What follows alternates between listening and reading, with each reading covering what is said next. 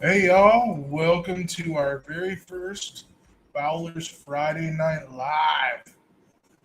Pretty exciting, pretty exciting. Um, we got one tonight, and we're gonna twang some nerves like some banjo strings out of Kentucky. If you know what I mean. I got a unique stance on this, so feel free to comment if you all want to comment. So the big topic of discussion tonight.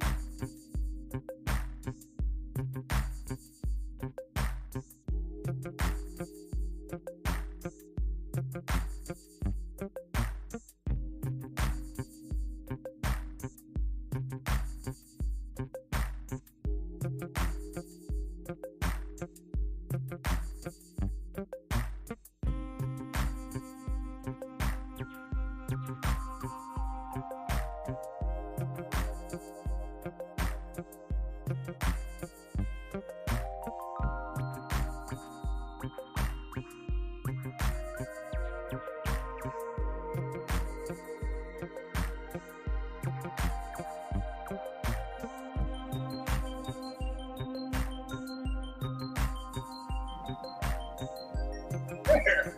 Now you should be able to hear me. This is a learning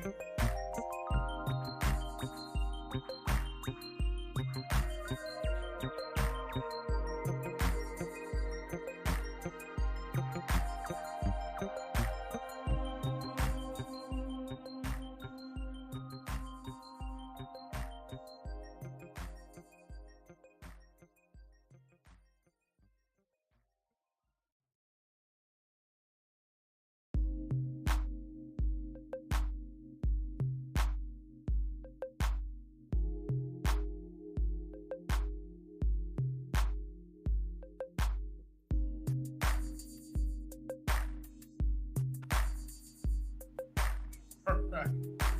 Bass fishing, tournament fishing. Um, let's see here.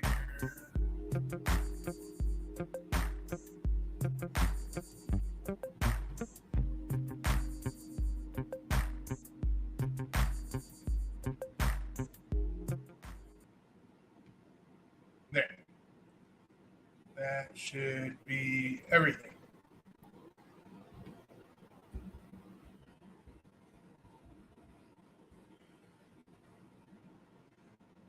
So our topic discussion tonight is going to be fishing. It's just too damn expensive. So I agree with it on some points. I disagree with it on other points. And I think as fishermen, we're the problem. So let's start with the tournament scene because it seems like that's what everybody's into today. Every YouTube channel's got some form of tournament fishing on their YouTube channel. You know, I enjoy watching tournament fishing. I'm not a huge gambler, so I don't do a lot of tournament fishing. I do a little bit on like the local level with the kayak here and there when I think I got a shot or it's a lake I like a lot. You know, I'm just not one to go out and donate money. Um, not saying I'm a bad fisherman, just still learning in Texas too. So we'll start with tournament. You look at tournament fishing. You got your entry fees. You got your equipment. You got your travel, your lodging, insurance, tackle, gear, fuel, travel. That stuff is all expensive, especially right now. Your tournament fees, even if you're doing the little weekend warrior um, regionals through the MLF, you're looking at um, like $300 to $400 in tournament fees if you do them all. Then you have your travel, and that's as a co-angler. So that's co-angler. If you're a boater, That ups greatly. I think I saw when I looked last night. It was like $110 per co-angler and $300 per boater on the little weekend warrior deal. And then it went way up. Like you got into like invitationals and the other stuff, just thousands of dollars per tournament. So you got all those expensive tournament fees, and you got your travel. You got to take a day off from work because the meetings are all on Friday, fairly early Friday, to make your meetings. You either have to take a full day or half day, depending on your travel. You're losing a day's pay unless you got a bunch of time built up. You got your travel, your fuel for your boat if you're a boater. Then you got your lodging. If you got to travel out of, say, one of your tournaments is out of state, then you got an out of state license. You got your tackle, fishing line, rods, reels, lures, and all that stuff's gone up in price. Anything that's got like an oil-based product, fishing line's all oil-based. It's all polymers, rubbers, things like that. So plastics, plastisols, all that stuff's gone up. All your baits have gone up and whatnot. So I agree. There is extra expense, more so now than there was 5-10 years ago. Bass boats. I'll probably never, unless I get some blessings in my life, I'm probably never looking at a brand new bass boat. Not when cheap of the cheap is 60,000, best of the best, 120. Some of that's rigged, some of that's not rigged. I mean, there's guys out there that got $150,000, $160,000 into a 21-foot tournament boat with five screens on it with active target, forward facing sonar, all the bells and whistles. That's just a boat. Now you need a $90,000 to $100,000 truck to tow it. Big heavy boat, fiberglass boat. You need probably at least 3/4 ton, I would think. Maybe even a diesel. A lot of guys run diesels. So you're looking at, just for the major equipment to stay competitive. I'm not saying you need all this to win a tournament. By no means am I saying that. But to stay competitive, to stay on equal footing with everybody around you, you're looking at over $220,000, $230,000. That's what I paid for a fucking house. That's just a truck and boat. I don't see how people can afford that. I really don't. I couldn't afford that when I was making oil field money. That was stupid money. I'm not doing that no more, but, So you have all that stuff. But here's where I play devil's advocate. I agree that stuff's expensive. But I don't point the finger. And a couple reasons why. One, I'm not at a point in my life where I want to compete at that level. So I don't need all that to just go fun fishing. I don't need all that to go. You may need all that to go win a little Wednesday nighter or a local weekend deal. But the entry fees and the payouts are so low on those that I'd almost rather not have that fucking payment. Have some older thing that I keep band-aided together and go enjoy a tournament if I wanted to. And when I beat the guy that's got all that payment, I'm going to laugh as I walk away with my $200. It's stupid to have that type of investment to compete at that level, in my opinion. So one, is it too expensive to me? Not really, because I'm not going to be competing at that level.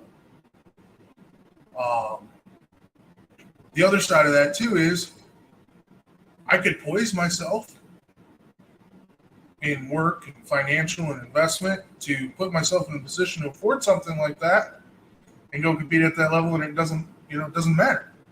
I mean, you got the money to burn, you got the money to burn. Why am I? Because I haven't put myself in that financial position. Why am I to sit here and tell you it's too expensive? That's not my place. But here's where I get like a little twangy with the feelings is everybody that complains about it being too expensive, whether they have the money or not, we are buying it. Financing to the hill. You're buying it. Well, you're the problem. You're the reason it's so expensive. It's the customer that drives the pricing. If they came out with this forward-facing sonar, and it's like by the time you update your screens, they're $2,000 a pop, and then you get the box, it's $2,000, and then $1,200 for the rest of it. Just to have one of them on your boat, $2 to $5, $6 grand, you paid it. Not just you, a bunch of us paid for it. Not me, I couldn't afford it, but a bunch of you has paid for it. And because a bunch of you paid for it, they made money. They're not going to lower the price. You wait, whatever the evolution cycle is on this stuff, 2, 3, 4, 5 years, you may be able to get what's come out now at a steal then. As long as you guys keep paying for the latest and greatest, it's the consumer that sets the standard. If Garmin and Humminbird released all this stuff and no one bought it at the $6,000 price point, they'd adjust the price for it. So the consumer is the problem. The consumer is the reason why everything's so expensive. Now, not 100% the consumer's fault before you start lighting me up there in the comments. But there's inflation, there's natural, cost increases. Those are all natural parts of business. Things are a little skewed now more than ever because of COVID and everything shutting down and raw shortages. It just drove the market cattywampus crazy. I mean, to put it in perspective, a car with 70,000 miles on it goes for 20 grand. That used to be the price of a brand new car with no miles on it. Now a used car with 70,000 on it is 20 grand. So the whole market in itself is upside down and crazy. So is it too expensive? Is it circumstantial? Are we the reason why it's too expensive? Those are all great questions. And I think all of them are yes. The market's driven some price up. We've driven the price up when, supply and demand. The supply was low. We still demanded it. Drove the price up. We still paid for it. And it's really hard once you get a customer base to pay so much for something for them to knock the price down if they already know you're going to spend the money on it. And then, but do you need it? I think if you're competing at that level and you want to stay competitive, yes. I think if you're fishing a few local tournaments and a couple nighters, no. And I think you can still be competitive. You just got to go about things a little bit different. You're already just fishing locally, so you probably have more time on the water than most people that travel to that lake. So you got a pretty good bearing on what's going on and where it's going on. But if it's something you want, you can afford it. It doesn't bankrupt you. by all means, go get it. Go get all the bells and whistles. Go get the brand new boat. Go get all the forward-facing sonar stuff. I have no qualms with it. I just know it's all way too rich for my blood. Unless I hit the lotto, then I'll be out there spending money like a fool like everybody else. But I'm not gonna do it right now. That's for darn sure. Not at all. But everything's expensive. There are ways to save money. The younger you are, the easier it is. So, instead of paying for lodging, you can sleep in your truck, sleep in a boat, sleeping bag somewhere. You have options. I mean, I know they're out there. I do it. Now that I live in Texas where the weather's nice 99.9% of the time, I have a hammock in the truck and a cot in the truck, and I don't even need a tent.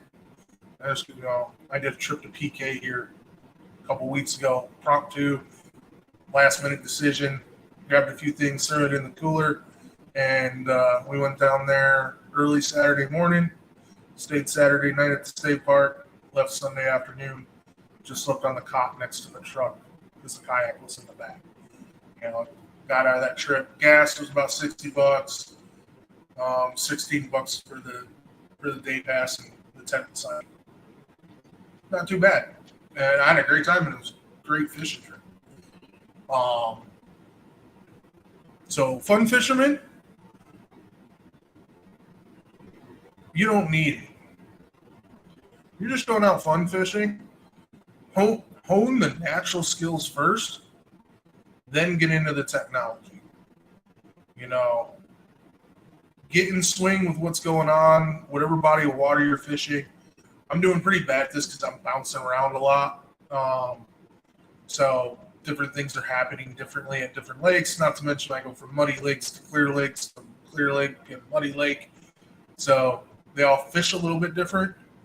But I have a very simple $70 fish finder on my kayak. It gives me clear view, gives me good mapping, which that is a must.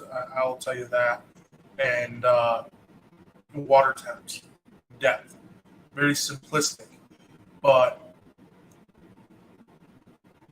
I'm utilizing some of this new technology too without even owning it.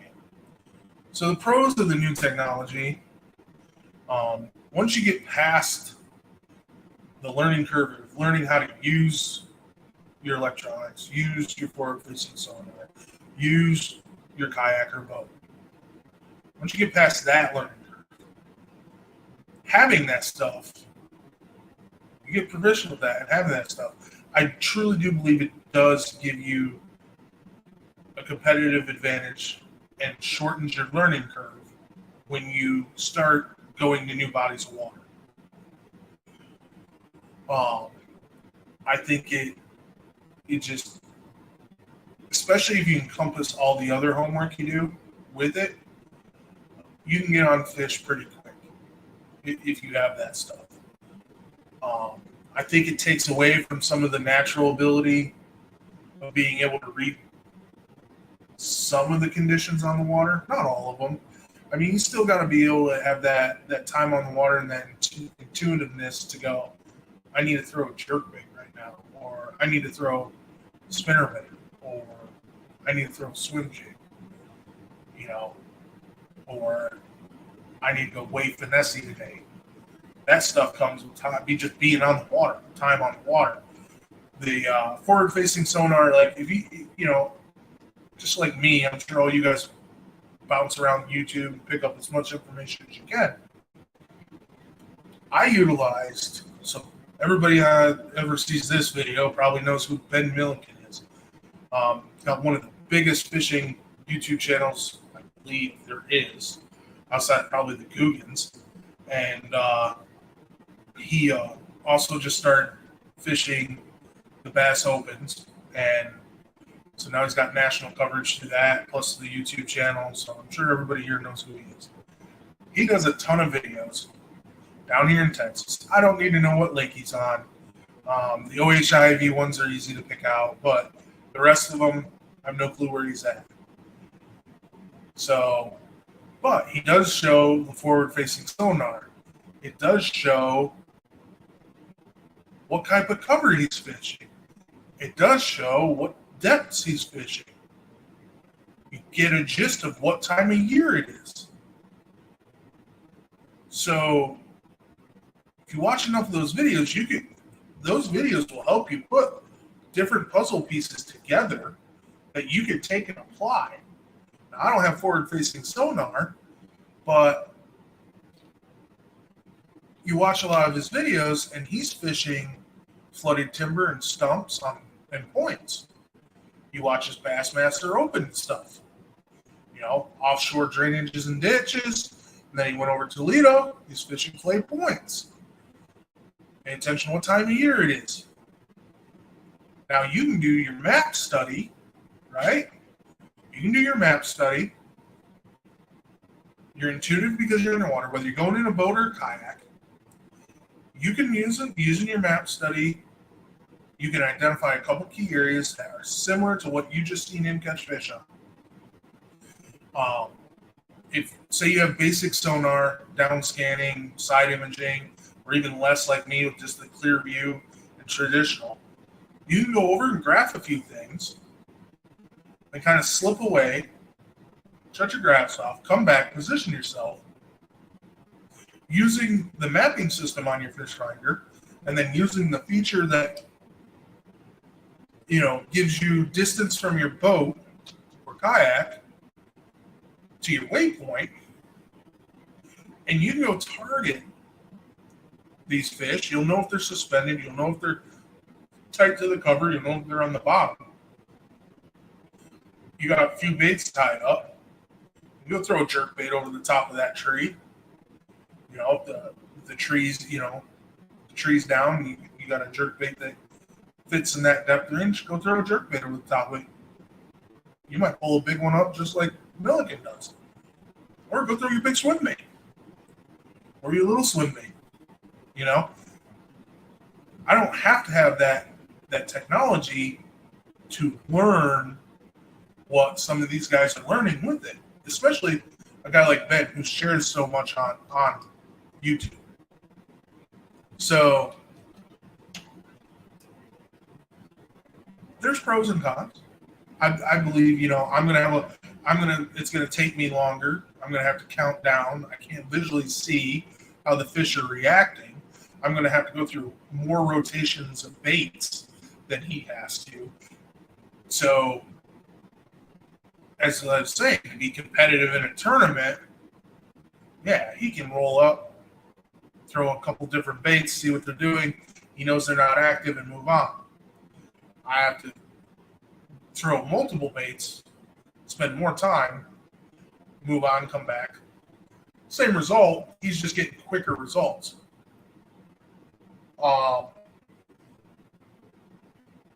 Let's see.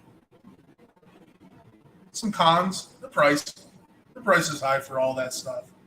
I mean, even my Hobie kayak, and I bought a leftover, 1 year leftover. That was $4,500, But that's what I could afford. That's what I needed. Outside of that, I haven't modded the thing out. I don't have a motor on it. I'm going to eventually upgrade my electronics. I'd like to get down scan and side scan, but I'm just going to have to save up my pennies here and there and eventually go get that upgraded technology. But in terms of putting $6,000 worth of live scope on it, not going to happen. Not anytime soon, at least. So the pros, it shortens your learning curve, helps you stay more competitive with the, if you're competing at that competitive level. Cons, it's expensive.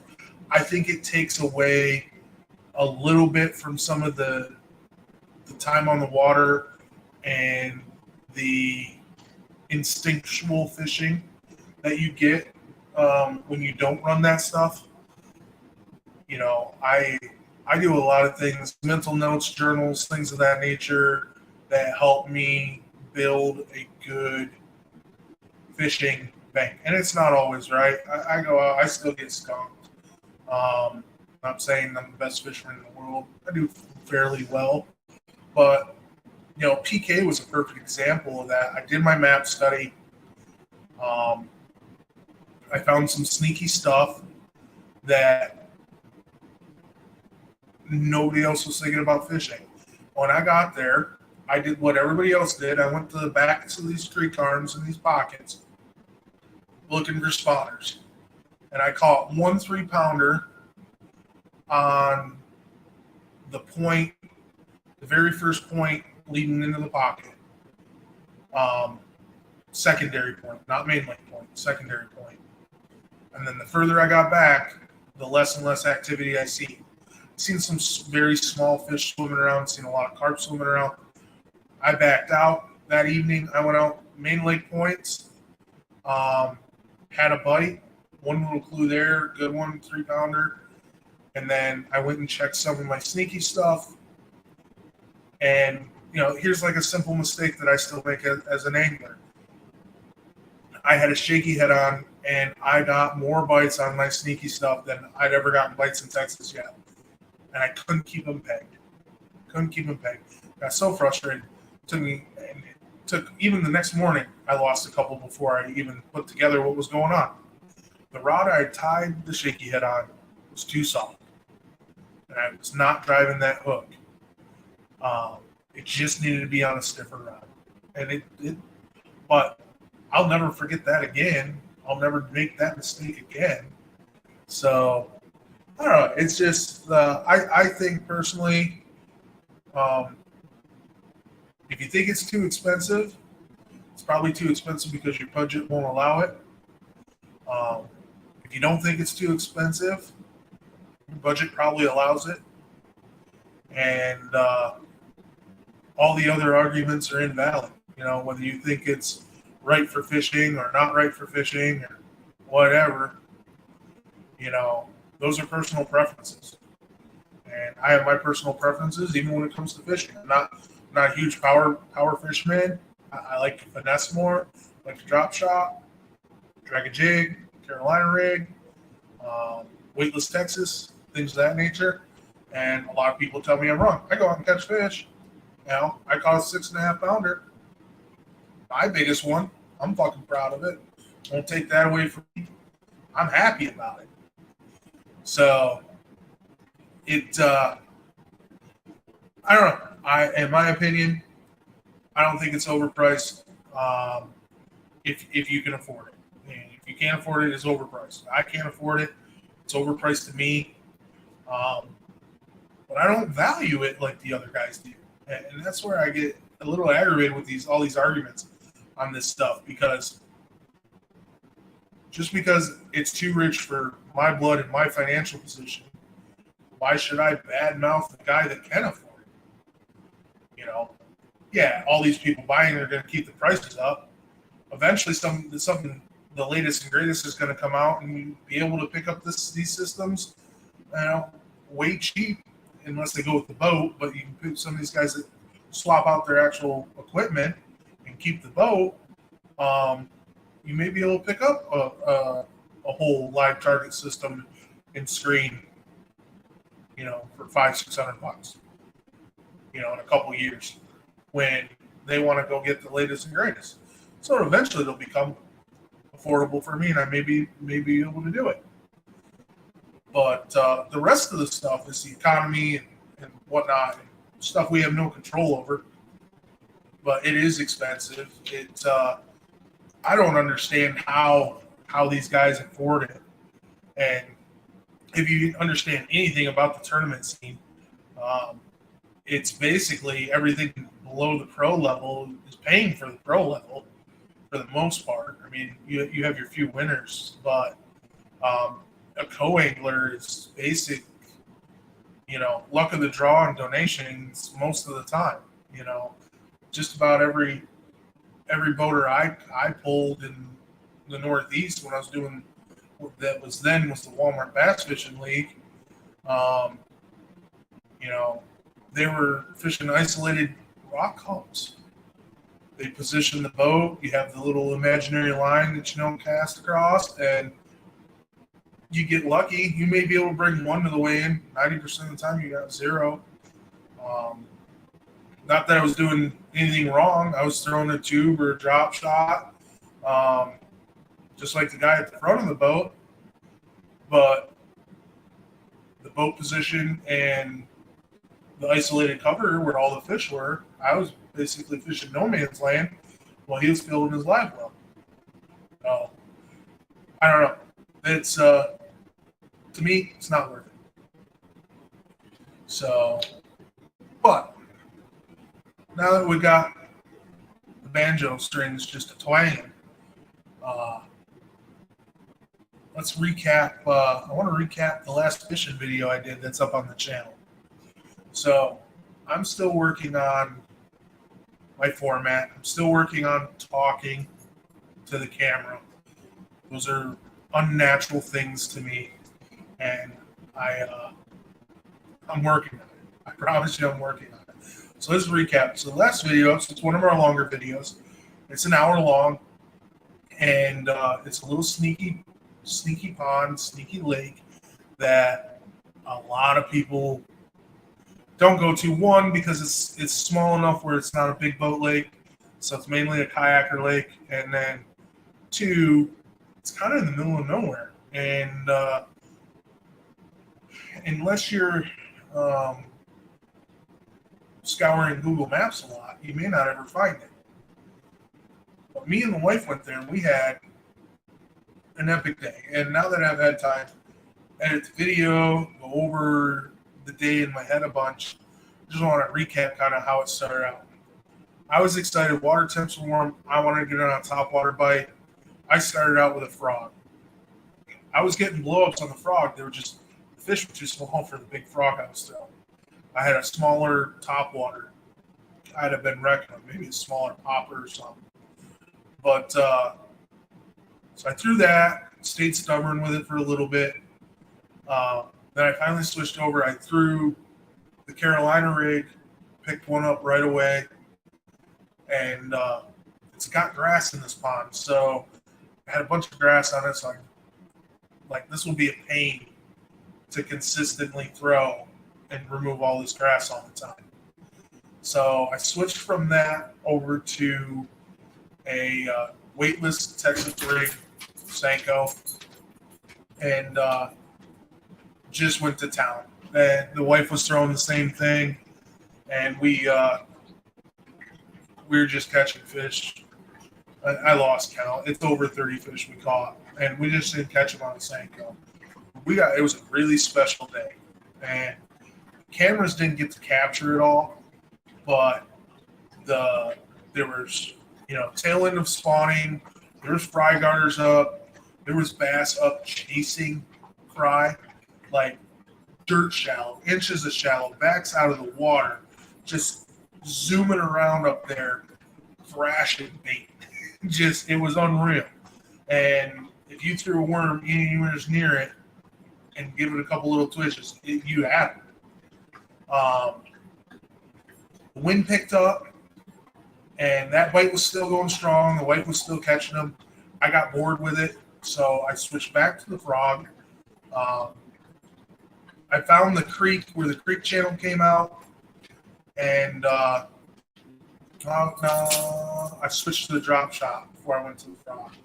So I threw the drop shot around that creek channel. I caught one or two, and then I saw an isolated clump of pads off this creek channel in a little bit deeper water with no grass around it. And I picked the frog back up then. I caught a really nice 3.5 pounder. And we went over to the shade line, and I picked up one more on the frog. And then because of the film, I never turned the camera off because the fishing was so good. My memory card filled up, which is my rookie videoing mistake. So the memory card filled up, and I started throwing. I have a Jackall Gantarelle from Japan that I'm lucky enough to have an associate that goes there, and he brought me back too. And I started throwing that around, and I caught one of the smallest, littlest basses I've ever caught on the biggest bait I own. Is that Gantarelle. And so we had a lot of fun. And then we called it a day, and we had some errands we had to run. But that was a recap of that. That's so if you go back through and watch the video, that's kind of what's going on. We had no wind for a little bit, then the wind picked up, and just went through a progression of baits, especially when they're biting. If you can get on a little body of water and they're biting, you can just dial in a technique. And I learned a few things there, and then I applied some of that knowledge on my next fishing trip. This video isn't up yet. When I went to PK, and we'll cover that one after I get that video up. But so I want to thank everybody for joining us tonight. It was great. We're going to get more of these going. Different topics. We'll touch on some hunting stuff. We'll touch on fishing. Maybe eventually here, maybe I can get somebody on here that wants to do these with me, have a little bit of fun. I'm thinking about still trying to do like the overrated, underrated game that Gary Vee came out with it, and now a bunch of people do it. So I like to do some of that stuff. And if anybody sees this, and you want to be on the podcast, you just want to talk fishing, you want to talk hunting, fishing industry, hunting industry, let's do it. Hit me up, send me a message. Justin Fowler on Facebook. Look for the Fowler and Friends logo as my picture. I'm game for anything. Very flexible schedule. As long as it ain't 8 to 5, Monday through Friday for work, and then as long as I ain't fishing, of course. But I really appreciate everybody. If you like this stuff, please like it. Please subscribe. Hit the bell, hit the notification, all that happy stuff. I know we all hate it, but you have to do the call to action on YouTube to help get those numbers going, If we can, I'm hoping to provide you guys with some value, entertainment down the road, and if we can build this thing out and become something huge and great, I can do more for you. That's what I want to do. So I appreciate everybody. Thank you. And this will be Fowler and Friends Friday Night Live. Casting off.